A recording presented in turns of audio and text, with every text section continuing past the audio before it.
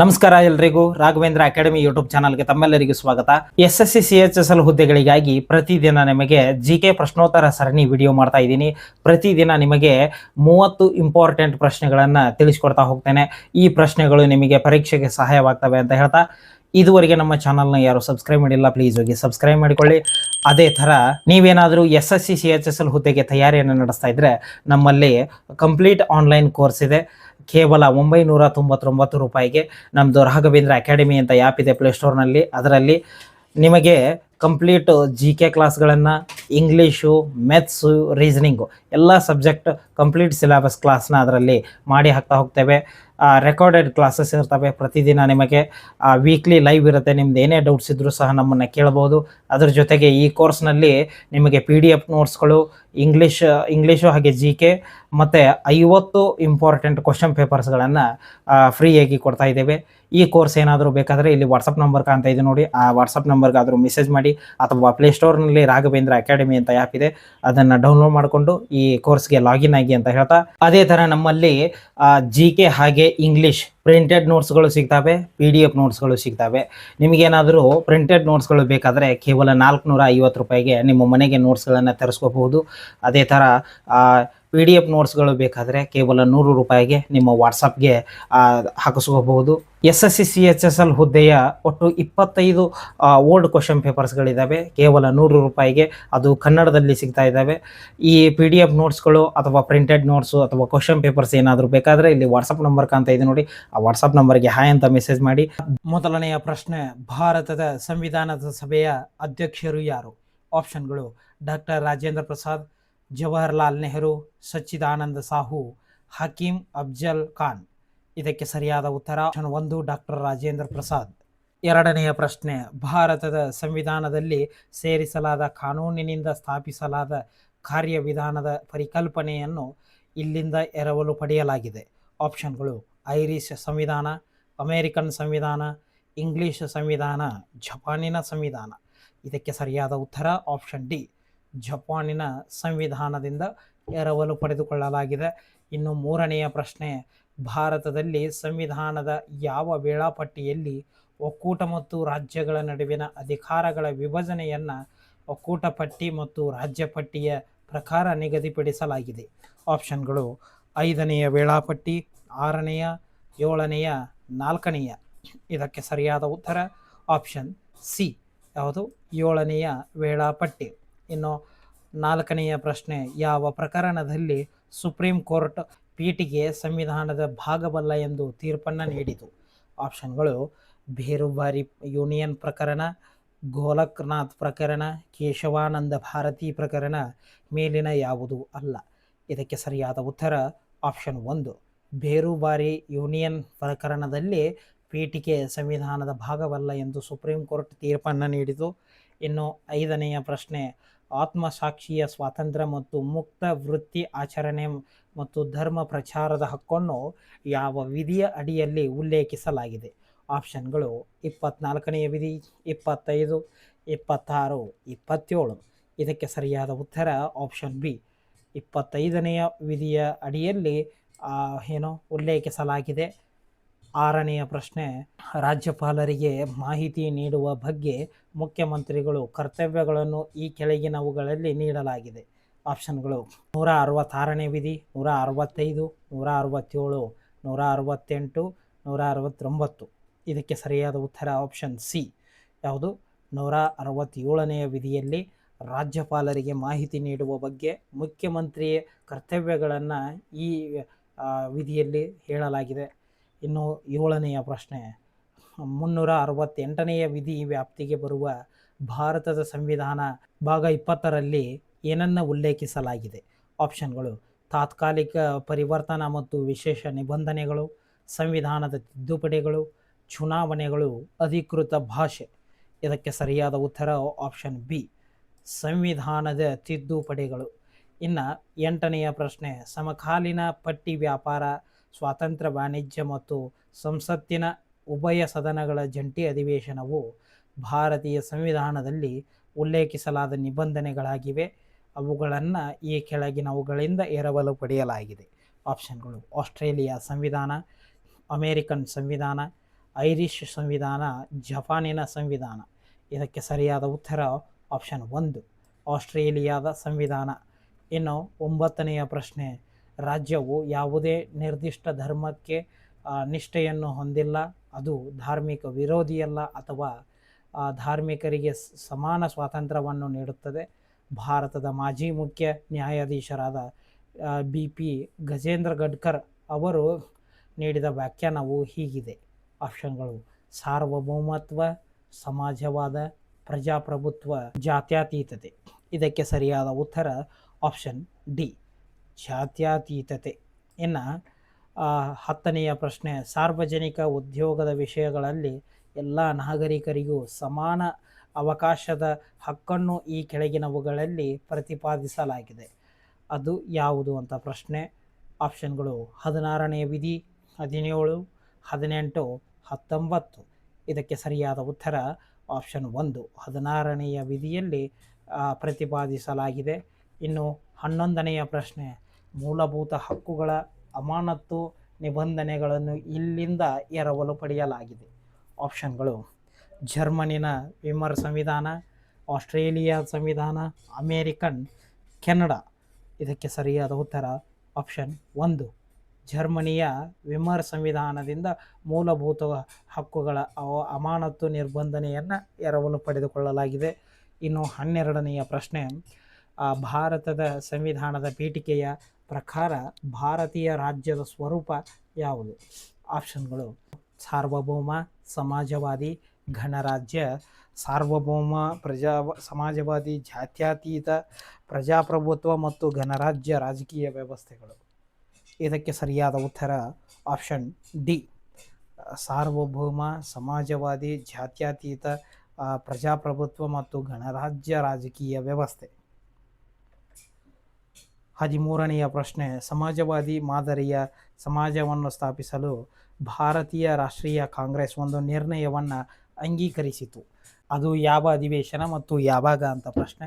ಆಪ್ಷನ್ಗಳು 1955 ಅವಡಿ ಅಧಿವೇಶನ, 1953 ಬಾಂಬೆ ಅಧಿವೇಶನ, 1957 ಕಲಕತ್ತಾ ಅಧಿವೇಶನ, 1956 ನಾಗ್ಪುರ ಅಧಿವೇಶನ. ಇದಕ್ಕೆ ಸರಿಯಾದ ಉತ್ತರ ಆಪ್ಷನ್ 1 1955 ಅವಡಿ ಅಧಿವೇಶನದಲ್ಲಿ. ಇನ್ನು 14ನೆಯ ಪ್ರಶ್ನೆ, 1976 42ನೇ ಸಾಂವಿಧಾನಿಕ ತಿದ್ದುಪಡಿ ಕಾಯ್ದೆಯ ಮೂಲಕ ಭಾರತದ ಸಂವಿಧಾನದ ಪೀಠಿಕೆಯಲ್ಲಿ ಸೇರಿಸಲಾದ 3 ಪದಗಳು ಯಾವ್ಯಾವು? ಆಪ್ಷನ್ಗಳು ಸಮಾಜವಾದಿ, ಜಾತ್ಯತೀತ ಮತ್ತು ಸಮಗ್ರತೆ, ಸಾರ್ವಭೌಮ, ಜಾತ್ಯತೀತ ಮತ್ತು ಸಮಾಜವಾದಿ, ಸಾರ್ವಭೌಮ, ಗಣರಾಜ್ಯ ಮತ್ತು ಪ್ರಜಾಪ್ರಭುತ್ವ, ಸಾರ್ವಭೌಮ, ಜಾತ್ಯತೀತ, ಗಣರಾಜ್ಯ. ಇದಕ್ಕೆ ಸರಿಯಾದ ಉತ್ತರ ಆಪ್ಷನ್ 1 ಸಮಾಜವಾದಿ, ಜಾತ್ಯತೀತ ಹಾಗೂ ಸಮಗ್ರತೆ ಪದಗಳನ್ನು ಸೇರಿಸಲಾಯಿತು. ಇನ್ನು 15ನೆಯ ಪ್ರಶ್ನೆ, ಲೇಖನ 1 ಭಾರತದ ಅಂದರೆ ಭಾರತವನ್ನು ಹೇಗೆ ವಿವರಿಸಲಾಗುತ್ತದೆ? ಅಂದರೆ ವಿಧಿ 1ನೆಯ ವಿಧಿಯು ಭಾರತ ಎಂದರೆ ಏನು ಹೇಗೆ ವಿವರಿಸಲಾಗುತ್ತದೆ ಅಂತ ಪ್ರಶ್ನೆ. ಆಪ್ಷನ್ಗಳು ರಾಜ್ಯಗಳ ಒಕ್ಕೂಟ, ಏಕೀಕೃತ ವೈಶಿಷ್ಟ್ಯಗಳನ್ನು ಹೊಂದಿರುವ ಫೆಡರಲ್ ರಾಜ್ಯ, ಫೆಡರಲ್ ವೈಶಿಷ್ಟ್ಯಗಳ ಹೊಂದಿರುವ ಏಕೀಕೃತ ರಾಜ್ಯ, ಫೆಡರಲ್ ರಾಜ್ಯ. ಇದಕ್ಕೆ ಸರಿಯಾದ ಉತ್ತರ ಆಪ್ಷನ್ 1 ರಾಜ್ಯಗಳ ಒಕ್ಕೂಟ. 16ನೆಯ ಪ್ರಶ್ನೆ, ಭಾರತದಲ್ಲಿ ಭಯೋತ್ಪಾದಕತೆ ಚಟುವಟಿಕೆಗಳನ್ನು ತಡೆಯಲು ಭಯೋತ್ಪಾದಕತೆ ಮತ್ತು ವಿಧ್ವಂಸಕ ಚಟುವಟಿಕೆಗಳ ಕಾಯ್ದೆಯನ್ನು ಈ ಕೆಳಗಿನ ಯಾವ ವರ್ಷದಲ್ಲಿ ಅಂಗೀಕರಿಸಲಾಯಿತು? ಆಪ್ಷನ್ಗಳು 1985, 1989, 1995, 1998. ಇದಕ್ಕೆ ಸರಿಯಾದ ಉತ್ತರ ಆಪ್ಷನ್ 1 1985ರಲ್ಲಿ. ಇನ್ನು 17ನೆಯ ಪ್ರಶ್ನೆ, ಭಾರತದ ಸಂವಿಧಾನದಲ್ಲಿ ಮಾಡಲಾದ ಯಾವ ನಿಬಂಧನೆಯು ದೇಶದ ಪ್ರಜಾಪ್ರಭುತ್ವ ವ್ಯವಸ್ಥೆಯ ತಳಹದಿಯಾಗಿದೆ? ಆಪ್ಷನ್ಗಳು ರಾಜನೀತಿ ನಿರ್ದೇಶಕ ತತ್ವಗಳು, ಮೂಲಭೂತ ಹಕ್ಕುಗಳು, ಮೂಲಭೂತ ಕರ್ತವ್ಯಗಳು, ಮೇಲಿನ ಯಾವುದೂ ಅಲ್ಲ. ಇದಕ್ಕೆ ಸರಿಯಾದ ಉತ್ತರ ಆಪ್ಷನ್ ಬಿ ಮೂಲಭೂತ ಹಕ್ಕುಗಳು. ಇನ್ನು 18ನೆಯ ಪ್ರಶ್ನೆ, ಇದು ಬ್ಯಾಂಕಿನ ಸಂಪನ್ಮೂಲಗಳು ಅನುಮತಿಸಿದಾಗ ಮಾತ್ರ ಪಾವತಿಸಬಹುದಾದ ಬ್ಯಾಂಕಿನ ಚೆಕ್ ಆಗಿದೆ ಎಂದು ಸಂವಿಧಾನದ ಯಾವ ವೈಶಿಷ್ಟ್ಯದ ಬಗ್ಗೆ ಹೇಳಲಾಗುತ್ತದೆ? ಆಪ್ಷನ್ಗಳು ರಾಜನೀತಿ ನಿರ್ದೇಶಕ ತತ್ವಗಳು, ಮೂಲಭೂತ ಕರ್ತವ್ಯಗಳು, ಮೂಲಭೂತ ಹಕ್ಕುಗಳು, ಮೇಲಿನ ಯಾವುದು ಅಲ್ಲ. ಇದಕ್ಕೆ ಸರಿಯಾದ ಉತ್ತರ ಆಪ್ಷನ್ 1 ರಾಜನೀತಿ ನಿರ್ದೇಶಕ ತತ್ವಗಳು. ಇನ್ನು 19ನೆಯ ಪ್ರಶ್ನೆ, ಭಾರತದ ಸಂವಿಧಾನದಲ್ಲಿ ಪ್ರತಿಪಾದಿಸಲಾದ ಪ್ರಮುಖ 3 ರಿಟ್ಗಳು ಯಾವುವು? ಆಪ್ಷನ್ಗಳು: ಹ್ಯಾಬಿಯಸ್ ಕಾರ್ಪಸ್, ಮ್ಯಾಂಡಮಸ್ ನಿಷೇಧ, ಸರ್ಟೋಯೋರಿಯರ್ ಮತ್ತು ಕೋ ವಾರೆಂಟ್. ಹೇಬಿಯಸ್ ಕಾರ್ಪಸ್ ಮತ್ತು ಮ್ಯಾಂಡಮಿಸ್ ಪ್ರಮಾಣಪತ್ರ ಮತ್ತು ಕೋ ವಾರೆಂಟ್. ಹೇಬಿಯಸ್ ಕಾರ್ಪಸ್, ಮ್ಯಾಂಡಮಸ್ ಮತ್ತು ನಿಷೇಧ. ಇದಕ್ಕೆ ಸರಿಯಾದ ಉತ್ತರ ಆಪ್ಷನ್ 1, ಹೇಬಿಯಸ್ ಕಾರ್ಪಸ್, ಮ್ಯಾಂಡಮಸ್ ನಿಷೇಧ, ಸರ್ಟೋಯೋರಾರಿ ಮತ್ತು ಕೋ ವಾರೆಂಟ್. ಇದು ಸರಿಯಾದ ಉತ್ತರ. ಇನ್ನು 20ನೆಯ ಪ್ರಶ್ನೆ, ವಿಶ್ವದ ಅತ್ಯಂತ ಉದ್ದವಾದ ಸಂವಿಧಾನ ಯಾವುದು ಅಂತ ಪ್ರಶ್ನೆ. ಆಪ್ಷನ್ಗಳು: ಭಾರತ ಸಂವಿಧಾನ, ಐರ್ಲೆಂಡ್ ಸಂವಿಧಾನ, ಆಸ್ಟ್ರೇಲಿಯಾ ಸಂವಿಧಾನ, ಜಪಾನ್ ಸಂವಿಧಾನ. ಇದಕ್ಕೆ ಸರಿಯಾದ ಉತ್ತರ ವಿಶ್ವದ ಅತ್ಯಂತ ಸಂವಿಧಾನ ಅಥವಾ ಅತ್ಯಂತ ದೊಡ್ಡ ಸಂವಿಧಾನ ಯಾವುದು ಅಂದರೆ ಅದು ನಮ್ಮ ಭಾರತದ ಸಂವಿಧಾನ. ಇನ್ನು 21ನೆಯ ಪ್ರಶ್ನೆ, ರಾಜ್ಯದ ಸಾರ್ವಜನಿಕ ಸೇವೆಗಳಲ್ಲಿ ನ್ಯಾಯಾಂಗವನ್ನು ಕಾರ್ಯಾಂಗದಿಂದ ಬೇರ್ಪಡಿಸುವ ನಿಬಂಧನೆಯನ್ನು ಈ ಕೆಳಗಿನವುಗಳಲ್ಲಿ ನೀಡಲಾಗಿದೆ. ಆಪ್ಷನ್ಗಳು: ಮೂಲಭೂತ ಹಕ್ಕುಗಳು, ಮೂಲಭೂತ ಕರ್ತವ್ಯಗಳು, ರಾಜನೀತಿ ನಿರ್ದೇಶಕ ತತ್ವಗಳು, ಮೇಲಿನ ಯಾವುದು ಅಲ್ಲ. ಇದಕ್ಕೆ ಸರಿಯಾದ ಉತ್ತರ ಆಪ್ಷನ್ ಸಿ, ಯಾವುದು? ರಾಜನೀತಿ ನಿರ್ದೇಶಕ ತತ್ವಗಳು. ಇನ್ನು 22ನೆಯ ಪ್ರಶ್ನೆ, ಸಂವಿಧಾನ ಸಭೆಯ ಸಾಂವಿಧಾನಿಕ ಸಲಹೆಗಾರರು ಯಾರು? ಆಪ್ಷನ್ಗಳು: ಸಚ್ಚಿದಾನಂದ ಸಿನ್ಹಾ, BN ರಾವ್, ಗೋಪಾಲಸ್ವಾಮಿ ಅಯ್ಯಂಗಾರ್, HN ಕುಂಜ್ರು. ಇದಕ್ಕೆ ಸರಿಯಾದ ಉತ್ತರವು ಆಪ್ಷನ್ ಬಿ, ಯಾರು? BN ರಾವ್ ಅವರು ಸಲಹೆಗಾರರಾಗಿದ್ದರು. ಯಾವುದು? ಸಂವಿಧಾನ ಸಭೆಯ ಸಲಹೆಗಾರರಾಗಿದ್ದರು. ಇನ್ನು 23ನೆಯ ಪ್ರಶ್ನೆ, ಸಂವಿಧಾನದ ಯಾವ ವಿಧಿಯನ್ನು ಡಾಕ್ಟರ್ BR ಅಂಬೇಡ್ಕರ್ ಅವರು ಅತ್ಯಂತ ಪ್ರಮುಖ ವಿಧಿ ಎಂದು ಕರೆದರು? ಆಪ್ಷನ್ಗಳು: ಇದು ಲೇಖನ ಅಂತ ಬಂದಿದೆ ನೋಡಿ, ಇದು ವಿಧಿ ಅಂತ ಅರ್ಥ. ವಿಧಿ 19, ವಿಧಿ 356, ವಿಧಿ 32, ವಿಧಿ 14. ಇದಕ್ಕೆ ಸರಿಯಾದ ಉತ್ತರ ಆಪ್ಷನ್ ಸಿ, 32ನೆಯ ವಿಧಿಯನ್ನು BR ಅಂಬೇಡ್ಕರ್ ಅವರು ಅತ್ಯಂತ ಪ್ರಮುಖ ವಿಧಿ ಎಂದು ಕರೆದರು. ಇನ್ನು 24ನೆಯ ಪ್ರಶ್ನೆ, ಭಾರತದ ಸಂವಿಧಾನದಲ್ಲಿ ಪ್ರತಿಪಾದಿಸಲಾದ ರಿಟ್ಗಳು ನಿಬಂಧನೆಗಳನ್ನು ಎಲ್ಲಿಂದ ಎರವಲು ಪಡೆಯಲಾಗಿದೆ? ಅಂದರೆ ಯಾವ ದೇಶದ ಸಂವಿಧಾನದಿಂದ ಎರವಲು ಪಡೆಯಲಾಗಿದೆ ಅಂತ ಪ್ರಶ್ನೆ. ಆಪ್ಷನ್ಗಳು: ಇಂಗ್ಲಿಷ್ ಕಾನೂನು ಅಂದರೆ ಅಮೇರಿಕಾ, ಐರಿಷು, ಆಸ್ಟ್ರೇಲಿಯಾ, ಜಪಾನೀಸ್. ಇದಕ್ಕೆ ಸರಿಯಾದ ಉತ್ತರ ಆಪ್ಷನ್ 1, ಇಂಗ್ಲಿಷ್ ಅಂದರೆ ಅಮೇರಿಕಾದ ಸಂವಿಧಾನದ ಕಾನೂನುಗಳಿಂದ ಎರವಲು ಪಡೆದುಕೊಳ್ಳಲಾಗಿದೆ. 25ನೆಯ ಪ್ರಶ್ನೆ, ಸಾರ್ವಜನಿಕ ಕಚೇರಿಗೆ ವ್ಯಕ್ತಿಯ ಹಕ್ಕು ಪಡೆಯುವ ಕಾನೂನುಬದ್ಧತೆಯನ್ನು ವಿಚಾರಿಸಲು ನ್ಯಾಯಾಲಯವು ಹೊರಡಿಸಿದ ರಿಟ್ಟನ್ನು ಹೇಗೆ ಕರೆಯಲಾಗುತ್ತದೆ? ಆಪ್ಷನ್ಗಳು: ಮ್ಯಾಂಡಮಸ್ಸು, ಕೋ ವಾರೆಂಟು, ನಿಷೇಧ, ಹೇಬಿಯಸ್ ಕಾರ್ಪಸ್.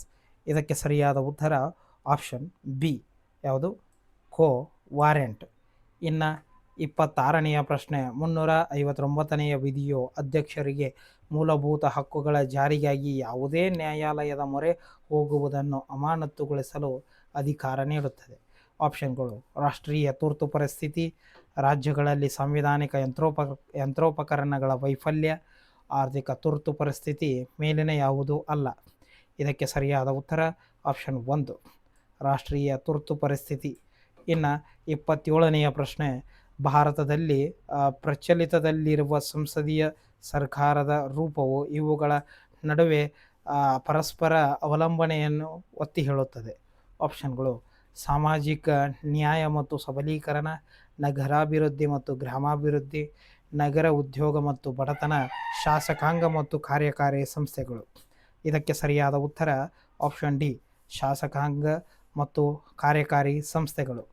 28ನೆಯ ಪ್ರಶ್ನೆ, ಲೋಕಸಭೆಯ ಪ್ರೊಟೆಮ್ ಸ್ಪೀಕರ್ ಅವರ ಮುಖ್ಯ ಕರ್ತವ್ಯವೇನು? ಆಪ್ಷನ್ಗಳು: ಸಚಿವ ಸಂಪುಟವನ್ನು ಒಗ್ಗೂಡಿಸಲು, ಹೊಸ ಸದಸ್ಯರಿಗೆ ಪ್ರಮಾಣ ವಚನ ಬೋಧಿಸಲು, ಅಧಿವೇಶನವನ್ನು ಕೊನೆಗೊಳಿಸಲು, ಬಿಕ್ಕಟ್ಟನ್ನು ಮುರಿಯಲು. ಇದಕ್ಕೆ ಸರಿಯಾದ ಉತ್ತರ ಆಪ್ಷನ್ ಬಿ, ಪ್ರೊಟೆಮ್ ಸ್ಪೀಕರ್ ಅವರ ಮುಖ್ಯ ಕರ್ತವ್ಯ ಏನು ಅಂದರೆ ಹೊಸ ಸದಸ್ಯರಿಗೆ ಪ್ರಮಾಣ ವಚನ ಬೋಧಿಸುವುದು. ಇನ್ನು 29ನೆಯ ಪ್ರಶ್ನೆ, ಸಂವಿಧಾನದ ಯಾವ ವಿಧಿಯು ಮಂತ್ರಿಮಂಡಲವು ರಾಜ್ಯದ ಶಾಸಕಾಂಗ ಸಭೆಗೆ ಸಾಮೂಹಿಕ ಜವಾಬ್ದಾರಿಯಾಗಿರುತ್ತದೆ ಎಂದು ಘೋಷಿಸುತ್ತದೆ? ಆಪ್ಷನ್ಗಳು: 164ನೆಯ ವಿಧಿ, 168, 188, 189. ಇದಕ್ಕೆ ಸರಿಯಾದ ಉತ್ತರ ವಿಧಿ 164. ಇನ್ನು ಕೊನೆಯ ಪ್ರಶ್ನೆ 30ನೆಯ ಪ್ರಶ್ನೆ, ಭಾರತದ ಅತ್ಯುನ್ನತ ಕಾನೂನು ಅಧಿಕಾರಿ ಯಾರು? ಆಪ್ಷನ್ಗಳು: ಅಡ್ವೊಕೇಟ್ ಜನರಲ್, ಹೆಚ್ಚುವರಿ ಜನರಲ್, ಅಟಾರ್ನಿ ಜನರಲ್. ಇವುಗಳಲ್ಲಿ ಯಾವುದು ಅಲ್ಲ. ಇದಕ್ಕೆ ಸರಿಯಾದ ಉತ್ತರ ಅಟಾರ್ನಿ ಜನರಲ್. ಇವರು ಭಾರತದ ಅತ್ಯುನ್ನತ ಕಾನೂನಿನ ಅಧಿಕಾರಿಯಾಗಿರುತ್ತಾರೆ. ಈ ಒಟ್ಟು 30 ಪ್ರಶ್ನೆಗಳಲ್ಲಿ ಎಷ್ಟು ಪ್ರಶ್ನೆಗಳಿಗೆ ಸರಿಯಾಗಿ ಆನ್ಸರ್ ಮಾಡಿದಿರಿ ಅಂತ ಕಮೆಂಟ್ ಮಾಡಿ. ಹಾಗೆ ಈ ವಿಡಿಯೋನ ಆದಷ್ಟು ನಿಮ್ಮ ಎಲ್ಲ ಸ್ನೇಹಿತರಿಗೆ ಶೇರ್ ಮಾಡಿ. ಧನ್ಯವಾದಗಳು.